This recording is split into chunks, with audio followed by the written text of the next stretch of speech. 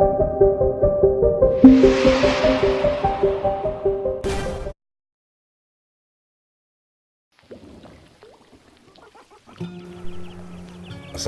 warahmatullahi wabarakatuh. Wilujeng tepang deui pamirsa sareng simkuring di channel Politikus Cilik. Anu didandang ayeuna simkuring baris medar dongeng dina bahasa Sunda anu judulna Sasakala Batu Nu Bisa Ceuri. Pamirsa ngaturkeun nuhun simkuring kanu parantos subscribe. Anu teu acan mangga diantos subscribe-na, like, share, komen sareng dihurungkeun tanda loncengna. Pamirsa, saparostu nyangkolong kana waktos mangga urang ngawitan dongeng dina basa Sunda nu judulna Sasakala Batu Nu Bisa Ceuri. Kacaturkeun zaman baheula di hiji desa atawa lembur di sisi gunung nu aya di wewengkon Kalimantan. Aya hiji awewe randa nu hirup bebarengan jeung saurang anakna awewe. Nu umurna geus mangkat rumaja atawa sabawa. Eta budak awewe teh kacida geulisna da cacak lamun cicingna di kota mah tinangtu geus jadi pamajikan saudagar kaya atawa kaum bangsawan. Sok sanajan geulis rupana eta budak awewe teh ngabogaan sifat anu goreng, adigung jeung kacida pisan ngedulna. Biasana lamun indungna indit ka kota rek nyangkeun hasil tatanen jeung suluh anakna teh tara diajak sok sana cicing we nungguan imah. Tapi dina hiji poe mah anakna teh diajak ngarah apa kaayaan kota sarta ngarah nyaho kawas kumaha ripuhna nu jadi indung dina soal pangabutuh sapopoe. Puguh we anakna teh ngarasa bungah naker diajakan ka kota teh da puguh arang langka nyaba.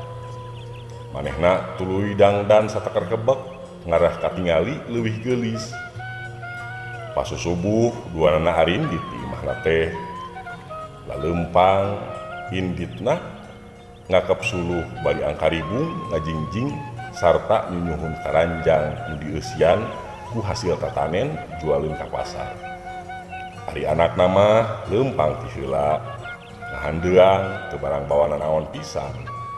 Dangdanana ginding make papakean nu wareuteuh. Sabalikna ari indungna mah make papakean teh estuning basajan pisan. Make papakean nu biasa dipake gawe sapopoena. Di jalan di pasampangan unggal panggih jeung jelema teu boleh wae maruji kana kageulisan budak awewe teh bari pupok ngaranyakeun ka indungna.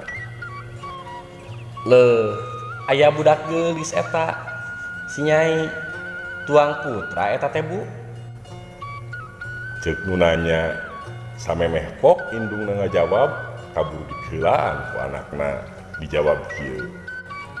Oh, sanes. Abdi mah sanes putrana, tapi dununganana ieu teh pakacar abdi. Ceuk budakna bari nuduhkeun indungna. Kitu jeung kitu we unggal aya nu nanya ngeunaan indungna. Si budak awewe teh sok ngajawab yen anu ditukangeunana teh pakacarna atawa babuna lain indungna. Aya kuteung teuingeun Nyai ka indung ngakukeun babu. Ye, najan hade goreng oge apanan emak teh indung hidup. Ceuk indungna, Daerah atuh mah moalnya kuring sakieu gindingna ku batur pada nyarabut geulis. Sedengkeun ari indung sorangan nu sakitu rudina. Era atuh da ngakukeunana oge. tembal anakna bari kurawut jamotrot. Di satengahing jalan indung jeung anakna pararea omong pacental-cental. Akhirna bakating ku nyeri hate dihina ku anakna pok wae indungna teh nyarita kieu. Nya geus atuh Nyai, ari sakirana maneh bedegong sarta gurat batu mah embung ngakukeun yen emak indung maneh ti samet ayeuna keneh maneh mah bakal jadi batu. Ceuk indungna rengse indungna nyarita kitu dadak sakala langit ujug-ujug angkep gelap pating bledag si budak awewe anu doraka indungna kabentar ku gelap awakna tutung sarta harita keneh robah jadi batu.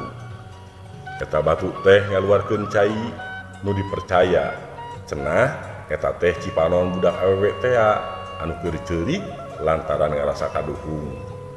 Nepi ka kiwari eta batu teh nelah disarebutna batu menangis.